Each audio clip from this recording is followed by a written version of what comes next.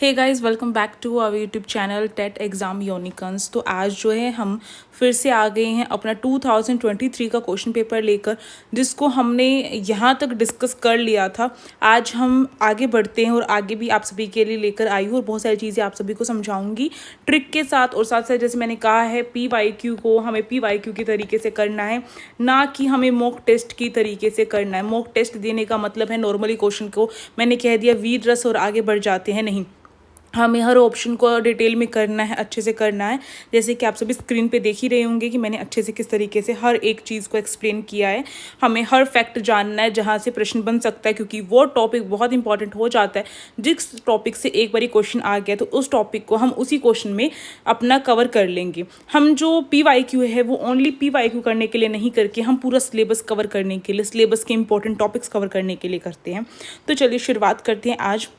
और आज जो मैं फिर से आपको ये वाला क्वेश्चन जो है यहाँ पे दोबारा से करवाऊंगी, वो इसलिए करवाऊंगी क्योंकि उस दिन मैंने आपको केवल बताया था कि जो ब्रह्म आनंद है वो जो है जो आचार्य जो विश्वनाथ है उन्होंने अपने रस सिद्धांत में नहीं दिया था, बल्कि उन्होंने जो है सत्व केंद्रकम में जो है वो दिया था, लोकोत्तर चमत्कार प्राण दिया था और रस को अखंड कहा था। पर इसके साथ साथ विश्वनाथ ने और भी चीज़ें कही थी रस के बारे में। उनका एक प्रसिद्ध श्लोक है जिसके जरिए सारी चीज़ें पता चलती है। तो श्लोक तो याद नहीं हो पाएगा, तो आपको ये जो कुछ ऐसे शब्द है वो याद रखने हैं। यहाँ से एक क्वेश्चन और रिपीट हुआ है जो मैंने देखा, मुझे याद नहीं आ रहा कि कौन से सन में रिपीट हुआ है वो, पर किसी एक ईयर में रिपीट हुआ है दोबारा से। तो इसलिए प्लीज़ हमें बिल्कुल डिटेल में इस चीज़ को याद करना ही पड़ेगा। तो देखते हैं इसमें अखंड, एक तो अखंड, आपको ये 3 पॉइंट तो आई थिंक याद रहेंगे। और ब्रह्म आनंद क्यों नहीं है विश्वनाथ का जो रस संबंधी जो सूत्र दिया है, जो सिद्धांत दिया है, उसकी विशेषता में क्यों नहीं है? क्योंकि ब्रह्म आनंद स्वाद सहोदर जो है पूरा का पूरा ये शब्द होता तो करेक्ट होता। ये ध्यान रखना है बस हमें। अखंड ये ऑप्शन में दे रखा है मैं ऑलरेडी। फिर हो गया आपका जो है ये सत्व केंद्रकम में हो गया आपका। अब जो स्व प्रकाश है, स्व प्रकाश आनंद में ये जो शब्द हैं ये आपको याद रखने हैं। अगली बार इस तरीके से पूछा जा सकता है। चिन्मय जो हो गया, चिन्मय जो है वो प्राणवान आनंद जो होता है उसको कहा जाता है। तो चिन्मय जो है क्या है? प्राणवान आनंद है चिन्मय। इस तरीके से पूछा भी गया था, एक इसको लेकर पूछा गया था। और उसमें एक दे रखा था कि अन्य ज्ञान शून्य जो है वो आपका ब्रह्मानंद स्वाद अन्य ज्ञान शून्य जो आपका वो क्या बोल दिया था ना, लोकोत्तर चमत्कार प्राण बोल दिया था। पर वो इसलिए गलत हो गया था क्योंकि अन्य ज्ञान शून्य जो है उसका जो है वेदांतर स्पर्श शून्य जो है उसको बोला जाता है अन्य ज्ञान शून्य, यानी कुछ अलग होना। ठीक है, तो ये चीज़ है। प्राणवान आनंद जो है किसको बोला गया? चिन्मय को बोला गया प्राणवान आनंद। ये ध्यान रखना है हमें। ठीक है, अब देखो जो आनंदमय है और स्व प्रकाश है वो दोनों शब्द जो हैं हमारे विश्वनाथ ने अपने उसमें दिए हैं। लोकोत्तर चमत्कार, केवल लोकोत्तर चमत्कार नहीं देखना, लोकोत्तर चमत्कार प्राण शब्द साथ में जुड़ा हुआ है, इसमें हर शब्द का उतना ही महत्व है। इसके बाद इन्होंने कहा था विश्वनाथ ने अपने आकार से भिन्न रूप में अस्वादित होते हैं। क्या? रस अस्वादित होते हैं, अपने आकार से अलग रूप में अस्वादित होते हैं, उनका स्वाद बिल्कुल अलग होता है अपने आकार के अकॉर्डिंग। ठीक है, यहाँ तक हमने प्रश्न कर लिए थे। अब आगे बढ़ते हैं और आगे बढ़ने से पहले तार सप्तक जो बहुत इंपॉर्टेंट टॉपिक है, पूरा का पूरा टॉपिक जो पढ़ाया जाता है बिल्कुल अलग से सेपरेट क्लासेस में पढ़ाया जाता है आई थिंक, पर मैं आपको यहाँ पर भी कवर करवा रही हूँ और अलग से भी इसकी वीडियो डालने की कोशिश करूँगी और अच्छी तरीके से। पर यहाँ पर फटाफट से देख लीजिए जो तार सप्तक है, तार सप्तक, सप्तक जो शब्द है उसी से आपका जो है सात बनता है। ठीक है, सप्तक मतलब सात।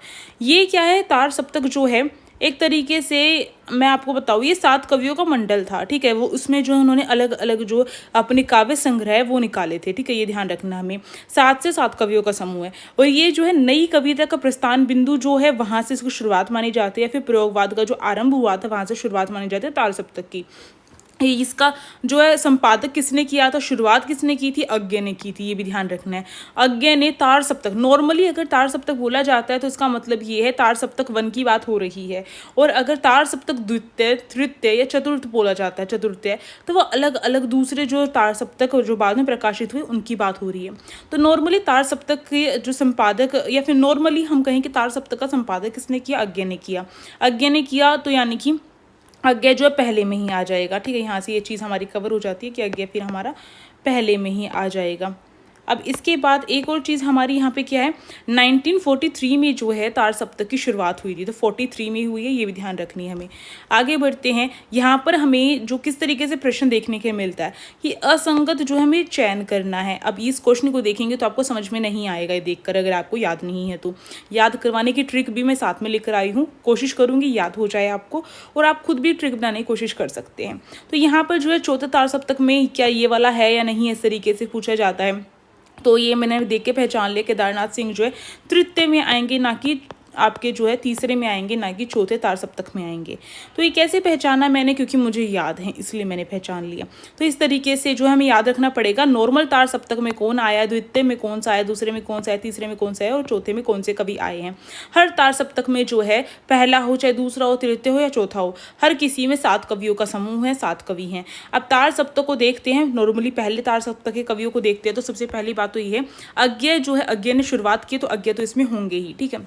नेमीचंद्र जैन जो है इसके अंदर है, गजानंद माधव मुक्तिबोध हैं, भारत भूषण अग्रवाल हैं, प्रभाकर माचवे हैं, गिरजा कुमार माथुर हैं, फिर है रामविलास शर्मा हैं और अज्ञेय हैं। अब यहाँ पर देखिए कि जो नेमीचंद्र एक व्यक्ति है, नेमीचंद्र नाम से व्यक्तियों के नाम होते हैं, व्यक्ति का नाम है तभी तो कवि का नाम है। तो नेमीचंद्र एक व्यक्ति है, वो क्या करता है, भारत भूषण यानी कि भारत भूषण एक मानो अवार्ड टाइप कुछ है, उसको पाने के लिए उसने जो है भारत को मुक्ति दिलाने के बारे में सोचा, और नेमीचंद्र जो है भारत को मुक्ति दिलवाता है या फिर कुछ ऐसा कुछ करता है वो, जिसके बाद उसे भारत भूषण जो है जो पुरस्कार है एक तरीके से वो मिल जाता है।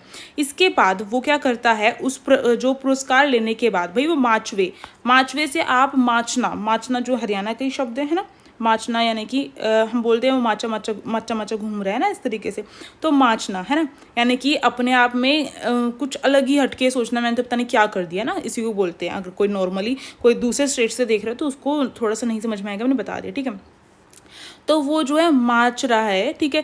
तो उसको लेकर यानी कि भारत भूषण जो मिला है उसको पुरस्कार, उसको लेकर वो माच रहा है। और भारत भूषण पुरस्कार क्यों मिला, क्योंकि उसने मुक्ति करवाई है किसकी, जो है हम कह सकते हैं कि एक गजानन यानी कि गज किसको बोलते हैं, हाथी को। तो गजों का जो समूह था उसकी मुक्ति करवा दी उसने, तो उसको लेकर भारत भूषण, उसको जब पुरस्कार मिला, अवार्ड मिला, उसको लेकर वो बहुत माच रहा है। और उसके बाद उस अवार्ड को लेकर वो कहाँ जाता है, वो अपने गिरजा कुमार यानी कि वो गिरजा घर होता है वहाँ पर जाता है, गिरजा घर, ठीक है। गिरजा घर जाता है जो कि माथुर यानी कि जो मथुरा है, मथुरा याद रखेंगे इसे, मथुरा याद रखेंगे, मथुरा में जाता है, गिरजा घर है उसका, खुद का घर है, गिरजा घर में जाता है, उसके घर का नाम गिरजा घर है, इंडायरेक्टली से याद कर सकते हैं आप। वहाँ पे जाकर वो जो अवार्ड उसको मिला है, भारत भूषण अवार्ड जो मिला है, वो रामविलास शर्मा के सामने जाके रख देता है। रामविलास शर्मा जो हैं उसके या तो मानो पिता हैं नेमीचंद्र के, या फिर ये मान के चल लो कि रामविलास शर्मा, राम शब्द आया पर हम जो राम भगवान है उससे इसलिए रिलेट नहीं कर रहे हैं क्योंकि आगे हमें एक जंग है और राम का सहारा लेना पड़ेगा, पर यहाँ पर हम रामविलास शर्मा जो है नेमीचंद्र के पिता ही मान के चलते हैं, तो ऐसे याद हो जाएगा। तो एक कहानी बनाकर याद कर लिया हमने कितनी आसान तरीके से। देखिए नेमीचंद्र एक व्यक्ति होता है जो मुक्ति दिलवाता है, किसको, गजानन के समूह को मुक्ति दिलवाता है, उसको लेकर उसे भारत भूषण जो अवार्ड है वो मिलता है। ऐसे अग्रवाल ऐसे अवार्ड हो गया, ठीक है, मिलता है। उसके बाद वो बहुत माचता है, ठीक है, माच रहा है वो अपने आप में, और उस अवार्ड को लेकर जाता है अपने घर में, गिरजाघर में जाता है जो मथुरा में है, ठीक है, गिरजाघर मथुरा में है, और उसको लेकर जाकर वो कहाँ पे रखता है, रामविलास शर्मा जो उसके पिता हैं उसके पास जाकर रख देता है। इस तरीके से हमने याद कर लिया। और अज्ञेय तो इसके अंदर आएंगे ही आएंगे, ठीक है, अज्ञेय इसके अंदर आएंगे क्योंकि उन्होंने की थी इसकी शुरुआत। अब चलिए अगले वाला भी याद कर लेते हैं, सेकंड वाले की जो शुरुआत है वो कब से लेकर कब तक सेकंड वाला तार सप्तक निकला था, 1949 से लेकर 51 तक निकला था, ये याद रखना है, 49 से 51। देखो सेकंड वाला 49 है, अगले वाला 59 है, और उससे अगले वाला अभी देखो इन दोनों के बीच में 10 का गैप हुआ है ना, 10 सालों का। उससे अगले वाला जो इसमें 20 साल का गैप हो जाता है और ये 79 में निकलता है। इस तरीके से आपको याद रखना है।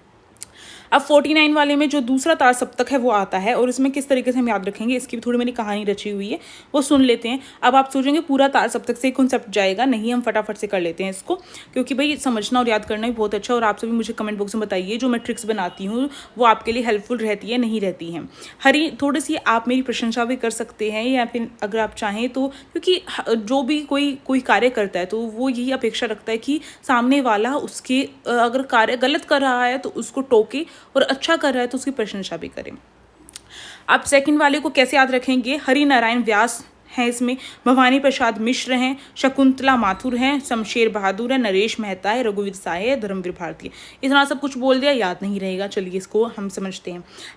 हरि से हम याद रखेंगे जो हरि नारायण है। देखो मैंने तीसरे वाले में हाईलाइट कर रखा, नारायण नारायण नारायण जो शब्द आ रखे हैं वो तीनों के तीनों जो हैं हमारे इस तरीके से आए हुए हैं।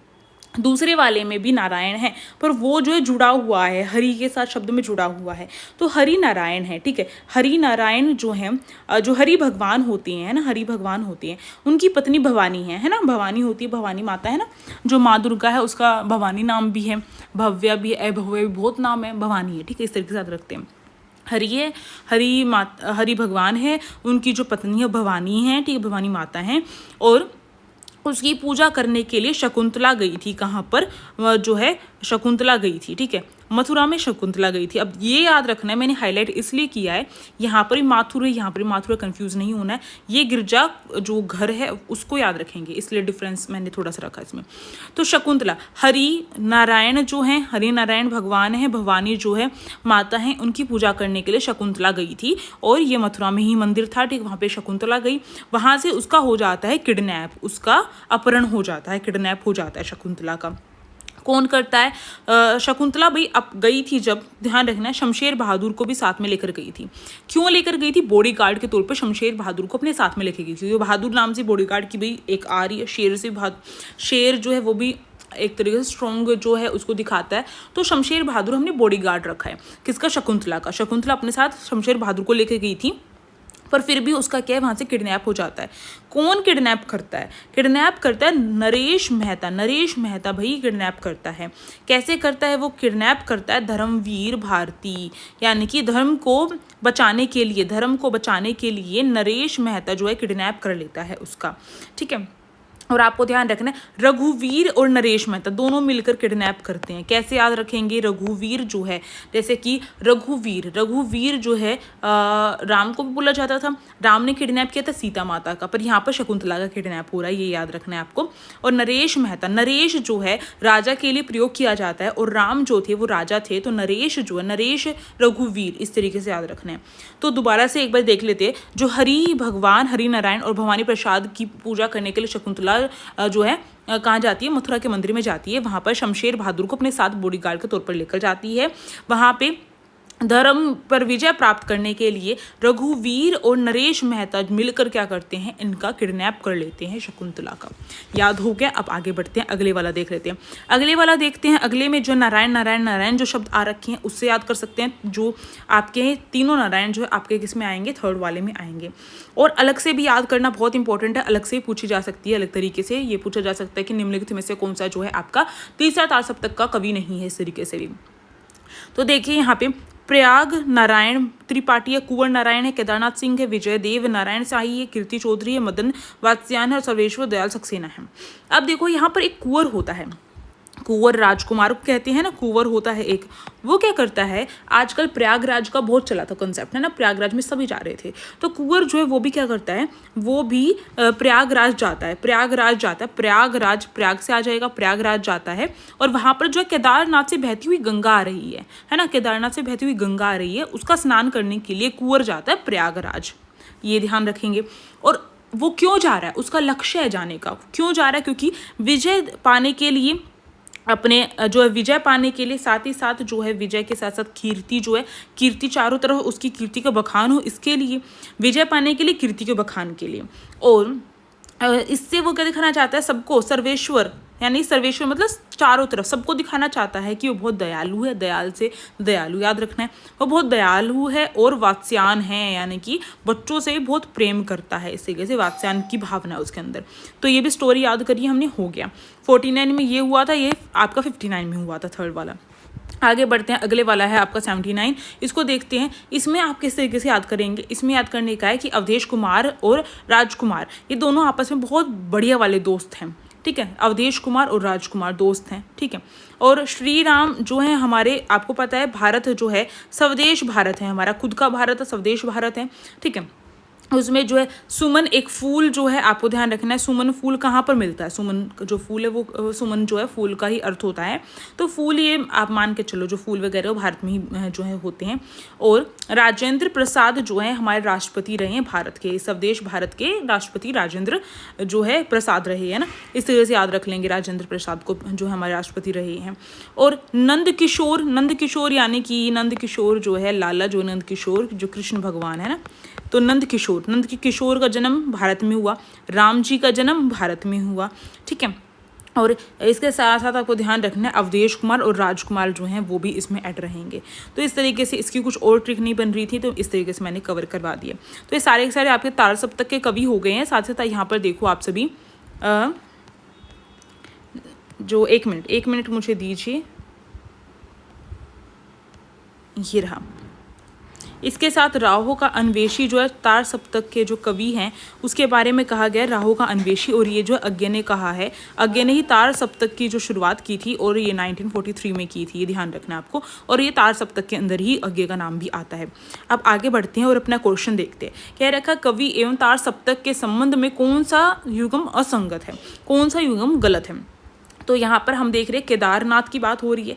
केदारनाथ से हमें समझ में आ रहा है कि केदारनाथ से गंगा बहती हुई आ रही है। ये स्टोरी हमने किस में रचित की थी, तीसरे वाले में रचित की थी, तो तीसरे वाला आएगा ना कि ये वाला। तो चौथा तार सप्तक जो है आपका 79 में हुआ है, 20 साल के बाद, ठीक है, 20 साल के बाद हुआ है।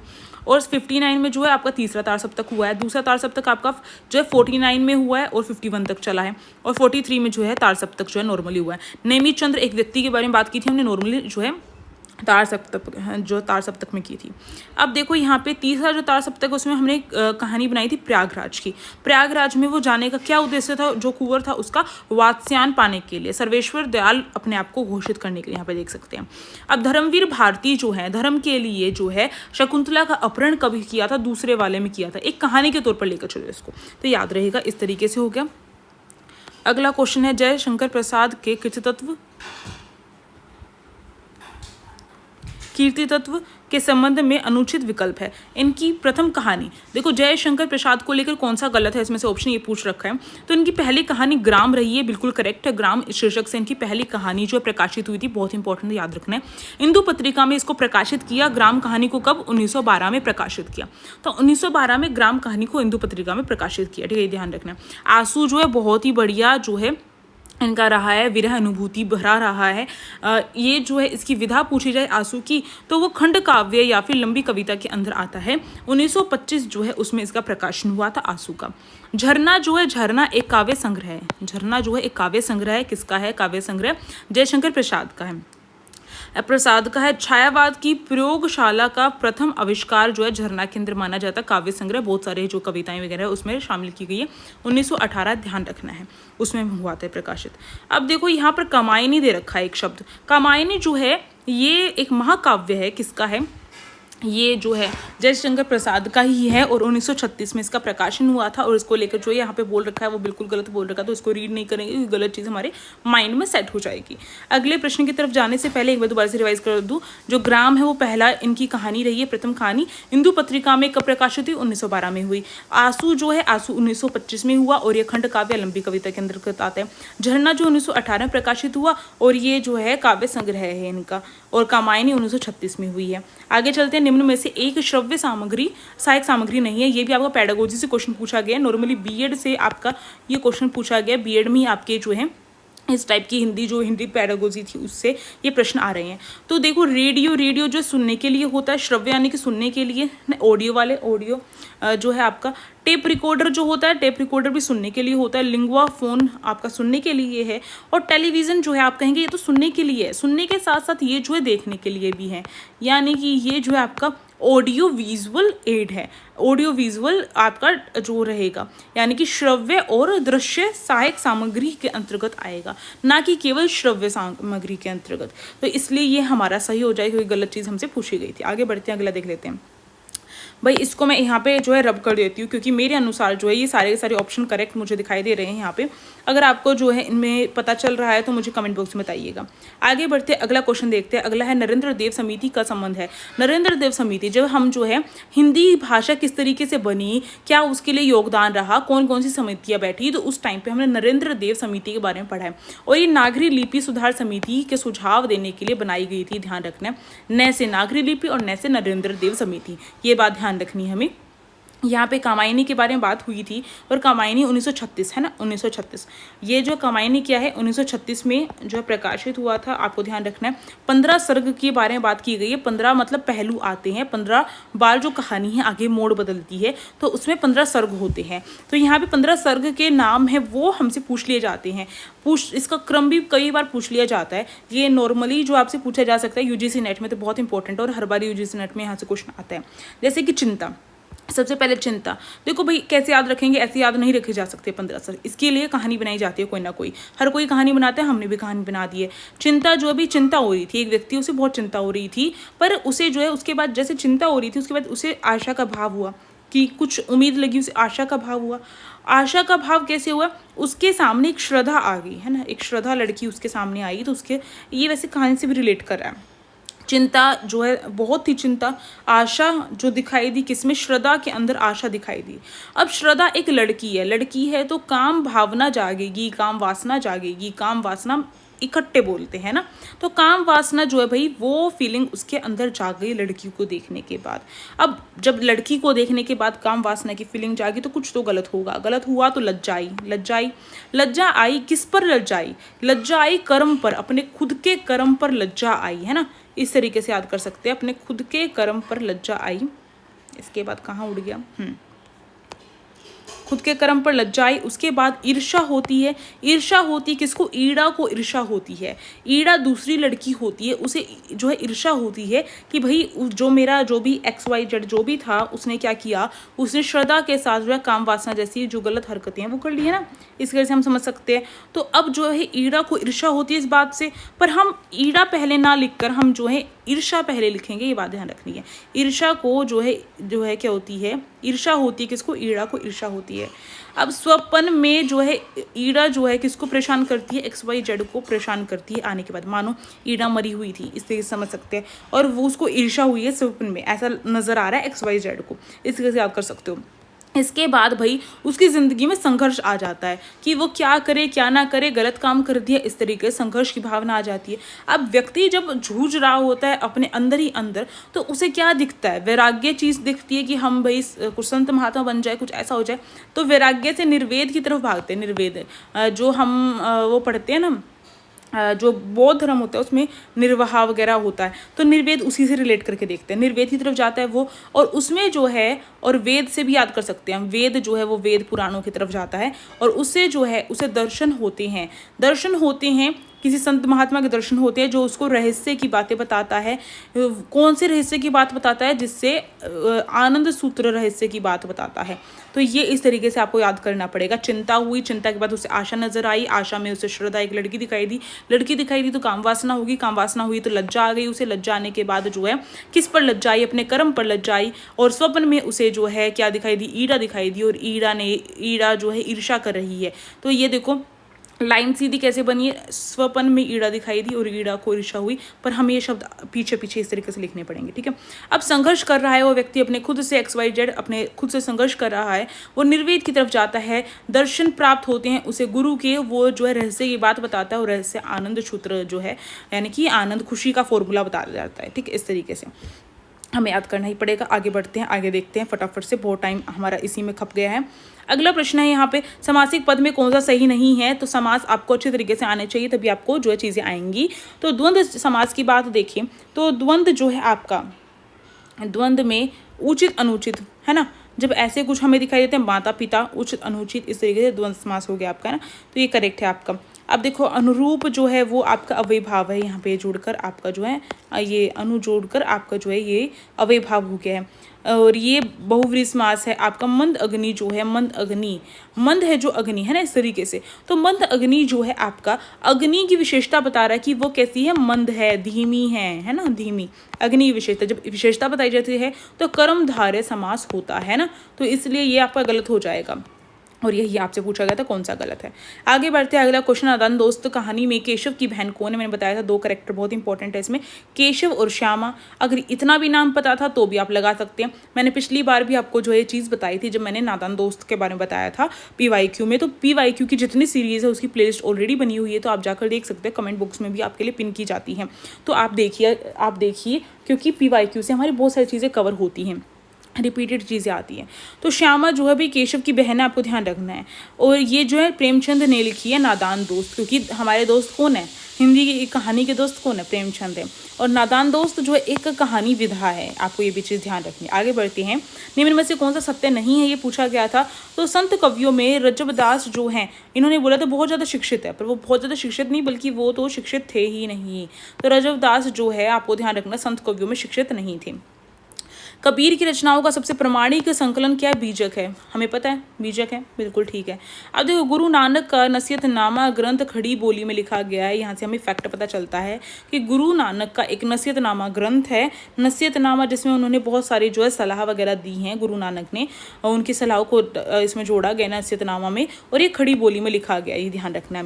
निर्गुण भक्त कवि होते हुए भी दादू दयाल ने ईश्वर के सगुण स्वरूप को मान्यता दी है। तो बिल्कुल करेक्ट है, ये निर्गुण थे वो, फिर भी उन्होंने जो सगुण जो ईश्वर है उसकी तरफ भी थोड़े झुके हुए थे दादू दयाल। आपको ध्यान रखना है ये चीज़। कैसे याद रखेंगे, जो दादू होते हैं, हमारे दादा होते हैं, वो भाई इनकी जो है पंथ को लेकर भी है, यही पंथ हमारा, इस तरीके से करके भी एक पंक्ति है। और दादू जो है होते हैं हमारे, वो जो है चाहे कितना मान ले कि हम निर्गुण हैं, पर फिर भी उनके छवि जो है ईश्वर की उनकी आंखों के आगे आई जाती है, इस तरीके से। आगे बढ़ते हैं, अगला प्रश्न देख लेते हैं। अगला प्रश्न कह रहा है किस विकल्प में मुहावरे का अर्थ सही नहीं है? तो यहाँ पे देखते हैं, 1.5 चावल की खिचड़ी पकाना। ये जो है 1.5 चावल की खिचड़ी पकाना जो है, इसका अर्थ है अलग थलग रहना या फिर बहुमत से अलग रहना, कि वो तो हमेशा 1.5 चावल की खिचड़ी पकाता रहता है, इस तरीके से कि वो हमेशा अलग ही रहता है, या फिर बहुमत जहाँ पर है उससे बिल्कुल हटके रहता है, ये ध्यान रखना है। कान खड़े होना, हम कहते हैं ना भाई उसके तो कान खड़े हो गए, मेरे को देखते उसके कान खड़े हो गए, यानी कि सतर्क हो जाना, अपने आप को संभाल लेना है ना, सतर्क हो जाना। अंधे के हाथ बटेर लगना, ये बहुत बहुत इंपॉर्टेंट है, ये पूछे जाते हैं। अंधे के हाथ बटेर लगना, बिना प्रयास के कोई चीज़ मिल जाना, कि अंधे के हाथ बटेर लगना, उसे क्या पता उसका क्या क्या मोल है ना, इस तरीके से अंधे को क्या पता बटेर का क्या मोल है। तो कोई बिना किसी प्रयास के कोई चीज़ पा लेना, ये जो है इसका अर्थ है।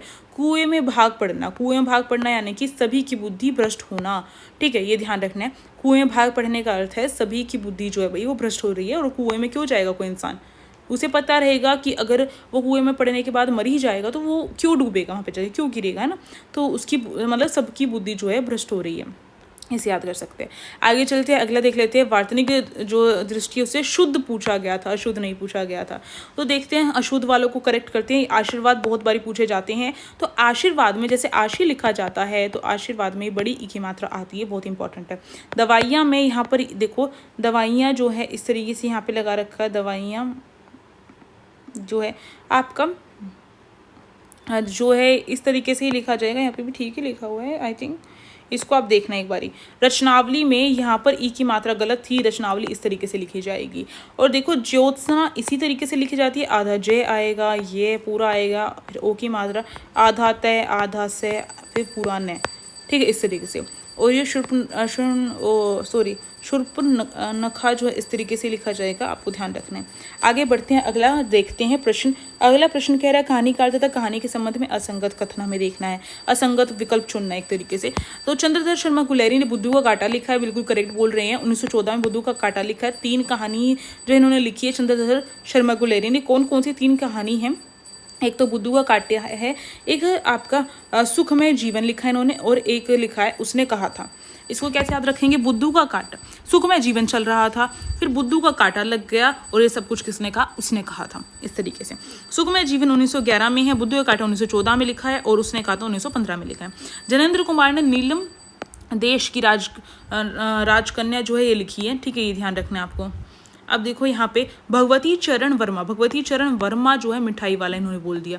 अगर आप देखो तो हमारा जो एनसीईआरटी है, एनसीईआरटी के जो चैप्टर्स हैं, अगर हमें और बाकी कुछ नहीं आ रहा था ऑप्शन, अगर हम एनसीईआरटी के चैप्टर्स का इंडेक्स ही रट के चले जाते तो ये क्वेश्चन करेक्ट हो जाता। मिठाई वाला या फिर पीवाईक्यू भी करके जाओगे तो भी हो जाएगा। क्यों? क्योंकि पीवाईक्यू में ये क्वेश्चन रिपीट है, मिठाई वाले को लेकर पूछा गया था, ऑप्शन में दिया गया था, मैंने आपको बताया भी था। तो मिठाई वाला जो है कैसे याद करवाया था मैंने, जो भगवती माता होती है उसका प्रसाद पाना। प्रसाद जो है, प्रसाद कैसा होगा, मिठाई वाले से तो लेंगे हम प्रसाद, है ना, लड्डू पेड़े जो भी लेंगे भगवती माता का प्रसाद चढ़ाने के लिए तो मिठाई वाले से लेंगे, है ना। तो यहाँ पे देखो कितनी चालाकी की इन्होंने, भगवती चरण लिख दिया, चरण नहीं भाई, भगवती प्रसाद जो वाजपेयी हैं वो इसके हैं रचयिता। विशंबरनाथ कौशिक जो है रक्षाबंधन लिखते हैं। अब ये तो रिपीट नहीं होंगे जितना है, पर ये वाला क्वेश्चन आपका रिपीट हो सकता है, ये वाला ऑप्शन। आगे चलते हैं, अगला क्वेश्चन देखते हैं। लोकगीत अध्याय में लेखक ने भोजपुरी के किस लोकगीत का उल्लेख किया है? तो लोकगीत एक आपका पार्ट है और इसके रचयिता लिखना मैं यहाँ पे भूल गई हूँ, आप सभी मुझे कमेंट बॉक्स में बताइए इसका रचयिता कौन है और आप कमेंट किया करिए, ठीक है। उसमें एक भोजपुरी गीत लिखा था और वो है विदेशिया, ठीक है। ये नॉर्मली गाँव में गाने वाला लोकगीत, आपको ध्यान रखना है। तो ये एक यहाँ से ये पॉइंट कवर होता है। दूसरा पॉइंट, ये भोजपुरी गीत है, भोजपुरी में लिखा गया है। अगली बार पूछा जा सकता है कि किस उसमें लिखा गया, तो भोजपुरी में लिखा गया है। विदेशिया जो है या विदेशिया भी इसको लिखा हुआ दिखाई दे सकता है हमें, लोकगीत है। आगे चलते हैं, अगला एक तिनका कविता जो है उसके लेखक कौन है? एक तिनका जो है क्या विधा है? तिनका जो है आपकी कविता विधा है। ये किसने लिखी है? अयोध्या सिंह उपाध्याय हरिओद ने लिखी है। अब हरिओद जो है उन्होंने लिखी है, आप किस तरीके से याद रखेंगे इसको? अयोध्या सिंह उपाध्याय हरिओद। इसको याद करने का मुझे कुछ सूझ नहीं रहा है, तो इस तरीके से रट लो कि अयोध्या सिंह उपाध्याय हरिओद ने एक तिनका लिखा है, ठीक है। नॉर्मली आपको ध्यान रख लेना है। आगे बढ़ते हैं तो अगला प्रश्न हमें दिखाई देता है। अगला प्रश्न कह रहा है कि तुलसीदास के संबंध में कौन सा असंगत कथन है? ये असंगत कथन है, ये नॉर्मली हमें रटने की चीज़ें होती हैं, तो बाकी ऑप्शन को चेक कर लेते हैं, इस फर्स्ट वाले को रहने देते हैं। हजारी प्रसाद द्विवेदी कहते हैं तुलसीदास के बारे में कि समन्वयकारी थे। कौन थे? तुलसीदास जो समन्वयकारी थे, उनका सारा काव्य समन्वय की विराट चेष्टा है। तो समन्वय को लेकर तुलसीदास के बारे में हजारी प्रसाद द्विवेदी कह रही हैं। बच्चन सिंह क्या कह रहे हैं? कबीर का भक्ति आंदोलन विद्रोह मूलक है, तो गोस्वामी का प्रतिरोध जो है जो प्रतिरोधात्मक है तुलसीदास जी का, ऐसा बच्चन सिंह ने बोला। हजारी प्रसाद द्विवेदी क्या बोलते हैं? गोस्वामी का प्रादुर्भाव को हिंदी काव्य के क्षेत्र में एक चमत्कार समझना चाहिए, ये बोला है रामचंद्र शुक्ल ने। आगे देखते, अगला प्रश्न है जो महाकवि जयसी हैं, उन जयसी का पूरा नाम क्या है? आप मुझे कमेंट बॉक्स में बताइएगा। पद्मावत लिखी थी उन्होंने, उसके बारे में बोल रखा है कि कौन सा कथन इसमें से असत्य है। तो पद्मावत जो है, आपको इसके विषय में कुछ चीज़ें याद रखनी है। पिछली बार पूछा गया था पद्मावत की भाषा कौन सी है, तो ठेठ अवधि है, या तो अवधि लिखा मिल सकता है, फिर ठेठ अवधि लिखा मिल सकता है। मसनवी शैली में लिखी गई है। मसनवी शैली मतलब प्रबंध काव्य है ये, ठीक है, ये ध्यान रखना, मसनवी शैली या फिर प्रबंध काव्य। और ये 58 सर्गों के बारे में इसमें बात किया गया, इसके जिक्र है।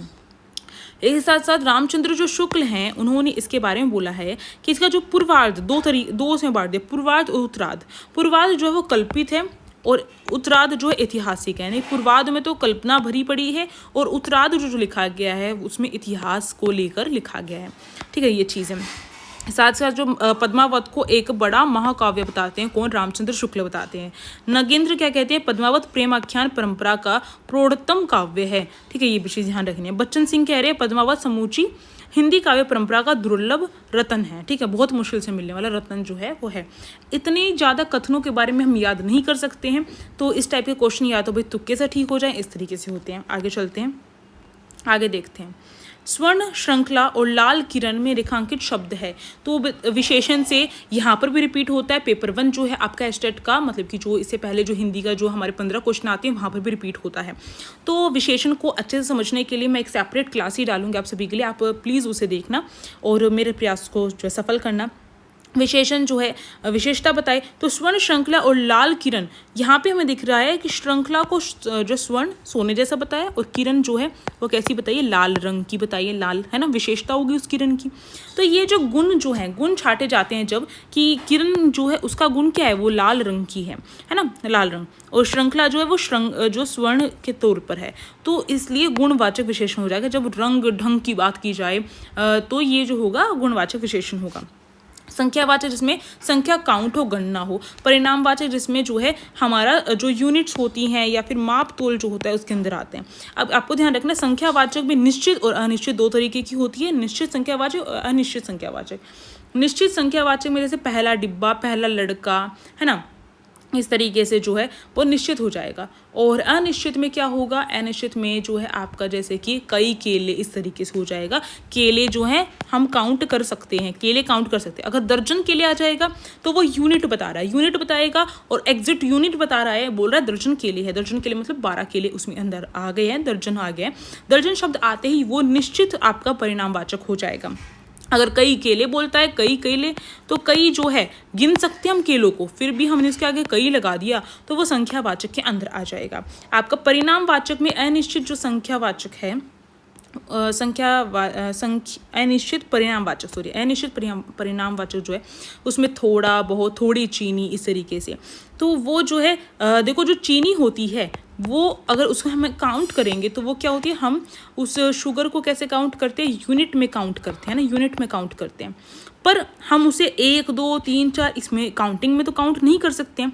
तो अगर शुगर, चीनी, इन सारी चीज़ों के आगे, जिनके आगे हम यूनिट्स में ही उसको बता सकते हैं, तो अगर यूनिट ना बताकर नॉर्मल बोल रखा, थोड़ा बहुत, कुछ, जरा सी चीनी, थोड़ी सी चीनी, इस तरीके से, तो वो आपकी अनिश्चित में आ जाएगा। अगर बोला जाता है 1 किलो चीनी तो वो निश्चित परिणामवाचक विशेषण आ जाएगा। स्वर्नामिक विशेषण क्या होते हैं, जो संज्ञा स्वरनाम के आगे आकर उसकी विशेषता बताते हैं, उनको बोलते हैं स्वर्नामिक विशेषण। इसमें आपको एक जो है संज्ञा या स्वरनाम जो है वो दिखाई देगा, उसके आगे यह, वह, कौन, कोई, किस, कुछ, क्या, ये लगे हुए शब्द दिखाई देंगे। ये चीज़ आपको ध्यान रखनी है। वह आदमी, आदमी आपका संज्ञा है, उसके आगे वह लगा दिया। लोग, और लोग के आगे कुछ लगा दिया ना। आगे बढ़ते हैं, अगला प्रश्न देखते हैं। अगला प्रश्न यहाँ पे इसी को लास्ट रखेंगे। विभिन्नताओं को दृष्टिगत रखते हुए शिक्षण कार्य करवाना चाहिए। विभिन्नता, अगर विभिन्नता की बात आ जाती है, यानी इंडिविजुअल डिफरेंस की बात आ जाती है कि हर व्यक्ति अपने अपने अलग होता है, तो कक्षा में, क्लास में भी हमें हर बच्चे को अलग समझते हुए, उसकी जो भी नीड है उसको पूरा करते हुए, उसके अकॉर्डिंग स्ट्रैटेजी अपनाते हुए, अपनी पढ़ाने के तरीके में चेंज करते हुए अगर हम उसे पढ़ाते हैं तो विभिन्नता, व्यक्तिगत विभिन्नता का सिद्धांत हो जाता है। ये नॉर्मल हमने जो है अपना क्या पढ़ा था, डेवलपमेंट जो टॉपिक होता है सीडीपी में जो आपका डेवलपमेंट जो है डेवलपमेंट यानी कि विकास का जो सिद्धांत है, प्रिंसिपल ऑफ डेवलपमेंट, उसमें आता है व्यक्ति भिन्नता का सिद्धांत। वहाँ से प्रश्न पूछा गया है। अब देखिए, स्वाभाविकता का विकास क्या होता है, ये भी समझ लेते हैं। भाषा को स्वाभाविक रूप से जब हम जो है सीख लेते हैं, यानी बच्चे जो है, हम भाषा उसको व्याकरण रटवाते नहीं हैं, बच्चे अपने आप ही जो जनरलाइज कर लेते हैं, फिर अपने आप ही सीख जाते हैं बिना किसी प्रयास के। तो स्वाभाविकता का सिद्धांत हो जाता है। उद्देश्य एवं चयन विभाजन का सिद्धांत अपने आप में बता रहा है, विभाजन होगा फिर चयन किया जाएगा, यानी कि कोई कार्य है, कोई लक्ष्य है, उसको छोटे छोटे भागों में हम पहले विभाजित करेंगे और फिर उसके लिए हम क्या करेंगे, उपयुक्त साधना या फिर कुछ उपयुक्त जो भी स्ट्रैटेजी उसके लिए बिल्कुल एप्रोप्रिएट होगी, उसको हम चूज़ करेंगे, उसका चयन करेंगे, फिर यूज़ करेंगे अपने उद्देश्य की पूर्ति के लिए। तो मैंने आई थिंक सारे ऑप्शन अच्छे तरीके से समझाए, अच्छे तरीके से आप सभी को पूरा का पूरा यहाँ तक क्वेश्चन पेपर करवाया। थोड़ा लेंथी इसलिए हो रहा है ये वाला क्योंकि 2023 में आपके जो भी है वो बहुत लेंथी कॉन्सेप्ट से आपके क्वेश्चन सॉल्व हो रहे हैं, तो इसलिए ऐसा हो रहा है। तो आई होप आप सभी को क्लास अच्छी लगी होगी। लगी तो लाइक, शेयर एंड सब्सक्राइब करके मुझे बताइए, और कमेंट बॉक्स आप सभी के लिए है तो थोड़ी सी तारीफ कर दिया करिए, क्योंकि इतनी मेहनत आई थिंक कोई भी नहीं करता है, और मैं बिल्कुल इस तरीके से पढ़ा रही हूँ जिस तरीके से हर एक अभ्यर्थी को अपनी तैयारी करनी चाहिए।